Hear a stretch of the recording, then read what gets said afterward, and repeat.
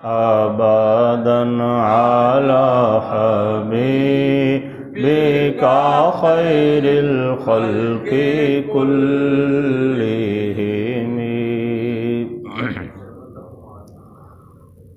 الحمد لله رب العالمين والصلاة والسلام على سيد الأنبياء والمرسلين.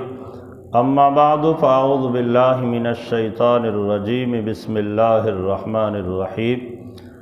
ان الذین کفروا بآیاتنا سوف نصلیہم نارا کلما نضجت جلودہم بدلناہم جلودا غیرہا لیذوقوا العذاب ان اللہ کان عزیزا حکیما. والذین آمنوا وعملوا الصالحات سندخلهم جنات تجری من تحتها الانہار خالدین فیها ابدا لهم فیها ازواج مطہرہ وندخلهم ظلا ظلیلا. صدق اللہ العظیم. احباب دی وقار، آج ہمیں سورۃ النساء کی آیت نمبر 56 اور 57 پڑھنے کی سعادت حاصل ہو رہی ہے. ان دونوں آیات میں سے پہلی آیت مقدسہ میں خالق ارض و سماوات نے جو جہنمی ہیں ان کا تذکرہ فرمایا کہ وہ لوگ جنہوں نے کفر کیا، اللہ کی آیات کو جھٹلایا، ان کے لیے عذاب کا یہاں پہ تذکرہ فرمایا کہ وہ جہنم کے اندر جائیں گے اور جہنم کی آگ کی وجہ سے ان کی جلد جل جائے گی اور بار بار ان کی جلد کو، چمڑے کو درست کیا جائے گا اور وہ دوبارہ عذاب میں مبتلا ہوتے رہیں گے. دوسری آیت بینہ میں خالق ارض و سماوات نے مومنین کا تذکرہ فرمایا ہے کہ اللہ تعالیٰ جو مومن ہیں، جنہوں نے اچھے اعمال کیے، انہیں رب تعالیٰ جنت کے اندر داخلہ عطا فرمائے گا. وہ ہمیشہ جنت میں رہیں گے اور جنت کے اندر ان کے جو انعامات ہیں ان میں سے یہ ایک خاص انعام بیان کیا کہ اللہ تعالیٰ وہاں پہ انہیں پاکیزہ بیویاں عطا فرمائے گا. تو ارشاد فرمایا ان الذین کفروا بآیاتنا، بے شک جن لوگوں نے ہماری آیتوں کا انکار کیا، سوف نصلیہم نارا، ہم اس کو عن قریب آگ میں ڈال دیں گے. نارا سے مراد یہاں پہ جہنم ہے، آگ ہے کہ جن لوگوں نے بھی اللہ تعالیٰ کا، اس کے رسولوں کا انکار کیا، اللہ کی کتابوں کا انکار کیا، رب تعالیٰ کے احکامات کو تسلیم نہیں کیا، کفر کے اوپر ڈٹا رہا، تو ایسے لوگوں کے بارے میں اللہ نے ارشاد فرمایا کہ ہم انہیں آگ میں داخل فرمائیں گے. کلما نضجت جلودہم بدلناہم جلودا غیرہا لیذوقوا العذاب. فرمایا کہ جب بھی ان کی کھالیں، ان کے چمڑے جل کر پک جائیں گے، بدلناہم جلودا غیرہا، تو ہم ان کے چمڑوں کو دوسرے چمڑوں سے بدل دیں گے، ان کی کھالوں کو دوسری کھالوں سے بدل دیں گے. لیذوقوا العذاب، تاکہ وہ ہمیشہ عذاب چکھتے رکھیں. تو احباب دی وقار، مفسرین کرام نے بیان کیا کہ جب جہنمی جہنم کی آگ کے اندر جلیں گے تو یقیناً ان کا جو چمڑا ہے، ان کی کھال ہے، وہ پک کر جل جائے گی، کوئلہ بن جائے گی. اب اگر ایک ہی مرتبہ جسم جل کر کوئلہ بن جائے تو پھر چاہے جتنی دیر آگ میں پڑا رہے کچھ بھی نہیں ہوگا. تو رب تعالیٰ نے یہ تنبیہ فرمائی کہ ایسا نہیں ہوگا کہ بندہ کہے چلو کچھ دیر عذاب برداشت کر لیں گے، پھر جسم جل جائے گا، روح نکل جائے گی، کام ختم ہو جائے گا. وہاں پہ موت تو آنی نہیں ہے، موت بالکل وہاں پہ آنی نہیں. جو ایک مرتبہ جنت میں چلا گیا یا کافروں میں سے جو جہنم میں چلا گیا، اس سے دوبارہ موت نہیں آئے گی. تو جو ان کا جسم جل جائے گا، اللہ تعالیٰ ان کے جسم کو دوبارہ درست کر دے گا، پھر جلے گا، پھر درست فرما دے گا، پھر جلے گا، پھر درست فرما دے گا.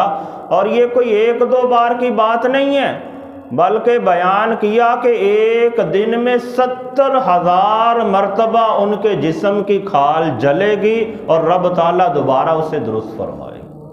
اور یہ سارا معاملہ کیوں ہو رہا ہے؟ لِيَذُوقُوا الْعَذَابَ، تاکہ وہ مسلسل عذاب کے اندر مبتلا رہیں۔ اگر ایک ہی مرتبہ جل جائے کام ختم ہو جائے گا، وہاں پہ ایسا نہیں ہوگا، بندہ جلتا رہے گا ٹھیک ہوتا رہے گا، جلتا رہے گا ٹھیک ہوتا رہے گا۔ اور ایک روایت مسلم شریف میں حضرت سیدنا ابو ہریرہ رضی اللہ تعالیٰ عنہ سے مروی ہے، آپ بیان فرماتے ہیں کہ آقا کریم صلی اللہ تعالیٰ علیہ وسلم نے ارشاد فرمایا کہ جو کافر ہے، جہنمی کافر کی جو ایک داڑھ ہے وہ احد پہاڑ جتنی ہوگی، اور کہا کہ اس کے جسم کی جو کھال کی موٹائی ہے وہ 3 دن کی مسافت کے برابر ہوگی۔ یہ کس وجہ سے؟ ان کے جسم کو خوب پھیلا دیا جائے گا، جتنا جسم پھیلا ہوا ہوگا اتنا زیادہ اس کے اوپر عذاب مسلط ہوگا۔ یقیناً اگر تھوڑا سا جسم ہے تو تھوڑی آگ اسے جلائے گی، اور اگر زیادہ جسم پھیلا ہوا ہے تو اسے زیادہ آگ جلاتی رہے گی۔ اس کی ایک مثال سمجھ لیں کہ ایک بندے کی صرف انگلی جلے تو اسے کتنی تکلیف ہوگی، اور انگلی کی جگہ پہ اگر پورا ہاتھ جل جائے تو پھر کتنی تکلیف ہوگی۔ مطلب جتنا جسم زیادہ جلتا ہے، زیادہ کٹتا ہے، اتنی زیادہ بندے کو تکلیف ہوتی ہے۔ تو جہنمیوں کو آگ کے اندر، عذاب کے اندر مبتلا کرنے کے لیے ان کے اعضاء کو خوب پھیلا دیا جائے گا کہ ان کی داڑھیں بڑی بڑی ہو جائیں گی، ان کے چمڑے بہت موٹے ہو جائیں گے، اور ان کے جسم کی کیفیت یہ بیان کی کہ ان کے دونوں کندھوں کے درمیانی جو فاصلہ ہے یہ اتنا زیادہ فاصلہ ہوگا کہ ایک تیز رفتار 3 دن کے اندر وہ فاصلہ طے کر سکے گا۔ اس قدر بڑے ان کے جسم ہوں گے، اور یہ جسم کا بڑا ہونا محض اس لیے ہوگا کہ انہیں عذاب کے اندر مبتلا کیے۔ جتنا بڑا جسم ہوگا اتنا زیادہ اس کے اندر عذاب ہوگا۔ تو اللہ جل شانہ نے اس کا یہاں پہ تذکرہ فرمایا، کلما نضجت جلودہم بدلناہم جلودا غیرہا، کہ جب بھی ان کے چمڑے، ان کی کھالیں ایک بار گل جائیں گی، سڑ جائیں گی، تو رب تعالیٰ دوبارہ ان کے چمڑوں کو دوسرے چمڑوں سے بدل دے گا۔ یہاں پر دوسرے چمڑوں سے بدلنے سے مراد اور جلنے سے مراد مفسرین کرام نے یہ بھی لیا کہ ان کے جسم پر جب آگ جلے گی، جہنم کی آگ کی وجہ سے ان کی جلد جل کر بالکل سیاہ کالی ہو جائے گی، اور اس کو بدلنے سے مراد یہ ہے، ایسا نہیں ہوگا کہ ان کا وہ چمڑا اتار کے رکھ دیا جائے اور کوئی دوسرا لا کے انہیں پہنا دیا جائے، جیسے لباس بندہ تبدیل کرتا ہے، ایسا نہیں ہوگا، بلکہ فرمایا کہ ان کے اسی چمڑے کو رب تعالیٰ دوبارہ درست فرما دے گا تاکہ وہ مزید عذاب کے اندر مبتلا ہوتے رہیں۔ اور پھر آگے ارشاد فرمایا، ان اللہ کان عزیزا حکیما، بے شک اللہ بہت غالب اور بڑی حکمت والا ہے۔ یہ بھی تنبیہ فرما دی کہ کوئی بندہ اللہ تعالیٰ کو روک نہیں سکتا عذاب دینے سے، کوئی قوت ایسی نہیں آ سکتی کہ جو کہے کہ اگر اللہ عذاب دینا بھی چاہے گا تو نعوذ باللہ من ذالک ہم آگے رکاوٹ بن جائیں گے یا ہم عذاب سے بھاگ جائیں گے۔ تو اللہ جل شانہ نے تنبیہ فرما دی، ان اللہ کان عزیزا حکیما، بے شک اللہ بہت غالب اور بڑی حکمت والا ہے، وہ اپنے معاملات بڑے اچھے انداز سے پایہ تکمیل تک پہنچا سکتا ہے۔ پھر اگلی آیت میں یہاں پہ مومنین کا تذکرہ فرمایا، ارشاد فرمایا، والذین آمنوا وعملوا الصالحات سندخلہم جنات تجری من تحتها الانہار خالدین فیہا ابدا۔ فرمایا وہ لوگ جنہوں نے ایمان کی دولت کو قبول کیا، وعملوا الصالحات اور اچھے اعمال بھی کیے، یہاں پہ دونوں چیزوں کا تذکرہ۔ ارشاد فرمایا، والذین آمنوا، وہ لوگ جو ایمان لائے، وعملوا الصالحات اور اچھے اعمال بھی کیے، تو ایسے لوگوں کو رب تعالیٰ جنت میں داخل فرمائے گا۔ ایسا نہیں ہے کہ بندہ کہے ایمان تو چلو قبول کر لیا، اب سود میں مبتلا ہو گیا، رشوت میں مبتلا ہو گیا، دنیا کی دلدل میں پھنس گیا اور کہے کہ میں سیدھا بھاگتا جنت میں چلا جاؤں گا، ایسا بھی نہیں ہے۔ جو ایمان ہے، ایمان ایسی چیز ہے کہ جو جہنم کے دوام کو ختم کر دیتا۔ جس بندے نے ایمان کی دولت کو قبول کر لیا وہ ہمیشہ کے لیے جہنمی نہیں رہے گا، اور جس بندے نے ایمان قبول کرنے کے بعد اچھے اعمال شروع کر دیے تو پھر ممکن ہے کہ وہ جہنم میں جائے ہی نہ۔ اور یقیناً بہت سے ایسے خوش نصیب ہوں گے جن پر اللہ کا فضل ہوگا، اس کے حبیب علیہ السلام کی شفاعت ہو گئی تو رب تعالیٰ اسے جہنم میں داخل ہی نہیں فرمائے گا، سیدھا جنت میں داخل فرما دے گا۔ اور کچھ مومن ایسے بھی ہوں گے کہ جنہوں نے برے اعمال کیے، غلط کاریوں کے اندر زندگی گزاری، تو قیامت والے دن پہلے انہیں جہنم میں داخل کیا جائے گا، ان کے گناہوں کی سزا بھگتنے کے بعد پھر انہیں جنت کے اندر داخل کیا جائے گا۔ تو بارکیف یہاں پہ دونوں چیزوں کا تذکرہ کیا، ارشاد فرمایا والذین آمنوا، وہ لوگ جو ایمان لائے، وعملوا الصالحات، اور ایمان لانے کے بعد انہوں نے اچھے اعمال بھی کیے، تو رب تعالیٰ نے یہاں پہ ان کے لیے 3 انعاموں کا تذکرہ فرمایا۔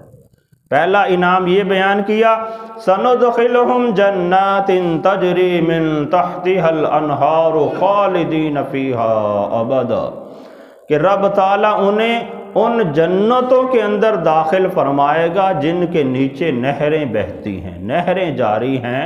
اور ساتھ یہ بھی تنبیہ فرمائی کہ وہ جنت ایسی جگہ ہے، یہ نہیں ہے کہ بندہ وہاں پہ گیا 2-4 سال بعد اسے دوبارہ نکال دیا جائے، جو ایک مرتبہ جنت میں داخل ہو گیا اسے دوبارہ جنت سے نہیں نکالا جائے گا۔ ارشاد فرما دیا خالدین فیہا ابدا، وہ ہمیشہ ہمیشہ کے لیے ہی جنت کے اندر رہے گا۔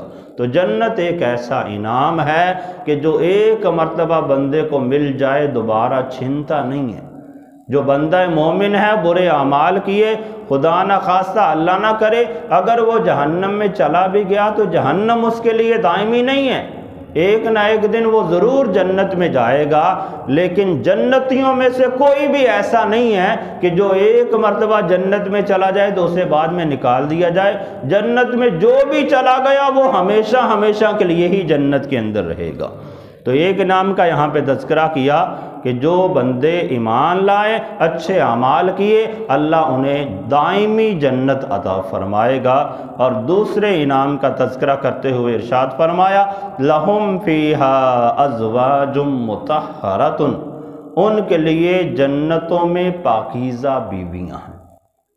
تو احباب دی وقار، پاکیزہ بیویوں سے مراد جنت کی حوریں ہیں، اور یہاں پہ پاکیزگی کا تذکرہ فرمایا اللہ جل شانہ۔ مفسرین کرام نے بیان کیا کہ پاکیزہ سے مراد یہ ہے کہ وہ بیویاں جنت کی حوریں ایسی ہوں گی کہ ان کے بدن پر کسی قسم کی کوئی غلاظت، کوئی ناپاکی، کوئی ایسی چیز نہیں پائی جائے گی جس سے بندے کو گھن محسوس ہوتی۔ دنیا میں بھی انسان پاک رہتے ہیں، صاف ستھرے رہتے ہیں، لیکن کچھ ایسی چیزیں ہیں کہ جو فطری طور پہ بندے کے ساتھ ہیں۔ مثلا لعاب کا پیدا ہونا، رینٹ کا آنا، پیشاب کا آنا، پاخانے کا آنا، بدبودار پسینے کا آنا، یہ ایسی فطری چیزیں ہیں کہ بندہ جتنا بھی نیک پارسا ہو یہ ساری چیزیں اس کے ساتھ شامل ہوتی ہیں۔ لیکن جو جنت کے اندر رب تعالیٰ بیویاں عطا فرمائے گا ان کے لیے ارشاد فرمایا مطہرۃ، وہ پاکیزہ ہوں گی۔ تو مفسرین کرام نے بیان کیا کہ پاکیزگی 2 طرح کی ہوتی ہے، ایک ظاہری پاکیزگی اور ایک باطنی پاکیزگی۔ ظاہری پاکیزگی سے مراد یہ ہے کہ ان کے جسم کے اندر نہ تو حیض و نفاس والی کوئی ایسی چیز ہوگی، نہ ان کے اندر تھوک ہوگا، نہ رینٹ ہوگی، نہ بدن کے اوپر کسی قسم کی کوئی بھی میل کچیل ہوگی، نہ ہی ایسا انہیں پسینہ آئے گا کہ جس کی وجہ سے بدبو پیدا ہو، نہ ہی کوئی ایسے بال ان کے جسم پر نمودار ہوں گے کہ جس کی وجہ سے حسن کے اندر کوئی کمی لازم آئے۔ تو اس طرح کے جو ظاہری ناپاکی والی چیزیں ہیں یا عیب والی چیزیں وہ ساری ختم ہوں گی، اسی طرح جو باطنی پاکیزگی ہے وہ بھی رب تعالیٰ انہیں عطا فرمائے گا۔ باطنی پاکیزگی سے مراد یہ ہے کہ ان کے اندر بدخلقی نہیں ہوگی۔ جیسے دنیا کے اندر کچھ لوگ بڑے حسن اخلاق والے ہوتے ہیں، کچھ ویسے تو صاف ستھرے بڑے اچھے کپڑے پہنے لیکن بدخلقی بڑی کرتے ہیں، لوگوں کے ساتھ بڑے ترش لہجے میں گفتگو کرتے ہیں۔ تو فرمایا ان کی باطنی پاکیزگی یہ ہے کہ ان کے اندر بدخلقی نہیں ہوگی، ان میں بے حیائی نہیں ہوگی، ان کے اندر اپنے خامندوں کی اپنے شوہروں کی نافرمانی نہیں ہوگی، کسی قسم کا جھگڑالو ذہن نہیں ہوگا، ان کے ذہنوں کے اندر عداوت اور بغض نہیں ہوگا۔ یعنی ہر اعتبار سے جسے گندگی کہا جاتا ہے، رب تعالیٰ جو جنت کے اندر لوگوں کو بھیجے گا انہیں ہر طرح کی گندگی سے پاک فرما دے گا۔ تو جنتیوں کے لیے دوسرا انعام یہاں پہ تذکرہ فرمایا، لہم فیہا ازواج مطہرۃ، جنتیوں کے لیے جنت میں پاکیزہ بیویاں ہیں۔ اور آگے پھر تیسرے انعام کا تذکرہ فرمایا، وَنُدْخِلُهُمْ ظِلًّا ظَلِيلًا، اور ہم ان کو گھنے سائے میں داخل کریں گے۔ گھنے سائے سے مراد مفسرین کرام نے یہ بیان فرمایا کہ جنت کے اندر تو کوئی ایسا سسٹم ہوگا ہی نہیں کہ بندہ کہے دھوپ آئے، سورج نکلا ہوا ہو اور سخت دھوپ لگ رہی ہے جس کی وجہ سے بندہ سائے کے اوپر بیٹھے۔ یہاں پہ کنایا ہے صرف سکون اور اطمینان سے۔ مفسرین کرام نے اس بات کی طرف بھی اشارہ کیا کہ زمانہ قدیم کے اندر جب قرآن کریم نازل ہو رہا تھا تو عرب کے اندر عام طور پر سایہ دار درخت نہیں ہوتے تھے، عام طور پہ وہ بمبل کے درخت ہوتے تھے، ببول کے، اور اسی طرح کھجور کے درخت ہوتے تھے جن کا کوئی گھنا سایہ ہی نہیں ہوتا عام طور پہ، اور گرمی وہاں پہ بہت شدت کی ہوتی ہے۔ تو لوگوں کو اگر کہیں سایہ میسر آئے تو انہیں بڑا سکون اور اطمینان ملتا تھا۔ تو اللہ جل شانہ نے کنایتاً اس کی طرف اشارہ کرنے کے لیے کہ جنت کے اندر بندوں کو سکون عطا فرمانے کے لیے فرمایا، وَنُدْخِلُهُمْ ظِلًّا ظَلِيلًا، ہم ان کو گھنے سائے میں داخل کریں گے۔ مطلب یہ کہ ہم انہیں خوب امن اور سکون والی جگہ پہ داخل فرمائیں گے جہاں بندے کو ہر اعتبار سے امن اور سکون ہوگا، کسی قسم کی کوئی پریشانی، کوئی مسئلہ، کوئی گرمی، کوئی سردی، کوئی ایسا معاملہ نہیں ہوگا۔ تو احباب دی وقار یقیناً اس میں ہمارے لیے ہدایت ہے کہ دونوں چیزیں ہمارے لیے بیان کر دی گئیں کہ جس نے کفر کیا، برے اعمال کیے، اس کے لیے جہنم ہے، اور جس نے ایمان کی دولت کو قبول کیا، اچھے اعمال کیے، ان کے لیے جنت کے انعامات ہیں، وہ ہمیشہ کے لیے جنت کے باغات میں ٹہلے گا، اس کے لیے وہاں پہ پاکیزہ بیویاں ہوں گی، ہر اعتبار سے رب تعالیٰ اسے امن اور سکون عطا فرمائے گا۔ تو فیصلہ ہم میں سے ہر ایک کا اپنا ہے کہ جو جنت میں جانا چاہتا ہے وہ جنتیوں والے اعمال کرنا شروع کر دے، اور جو دوسرے رستے پہ چل گیا تو پھر وہ دنیا و آخرت میں ذلیل و خوار ہو جائے گا۔ رب تعالی ہم سب کو ایمان کی دولت عطا فرمائے اور اعمال صالحہ کا حسن رب تعالی ہمیں عطا فرمائے۔